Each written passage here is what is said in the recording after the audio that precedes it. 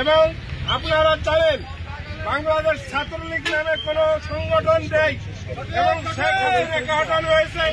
ছাত্রলীগের কোন সংগঠন, কোন নেতা কর্মী বা কোন সমর্থক লোহাগড়ার জনপদে যদি কেন কোন শব্দ করে ওরা বিভিন্ন কায়দায় আন্দোলন করতেছেন, বিভিন্ন কায়দায় গুপ্ত হামলা করতেছে।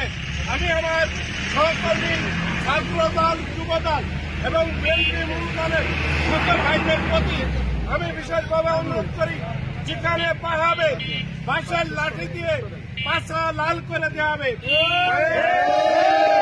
এবং তোমরা সবাই সুশৃঙ্খল মোতাবেক ইঞ্জিনিয়ার তাইবুল, নারায়ণ জেলা বিএনপির জয়েন্ট সেক্রেটারি, ছাত্র দলের জয়েন্ট সেক্রেটারি, একজন মেধাবী ছাত্র নেতা, তার নেতৃত্বে চলবে।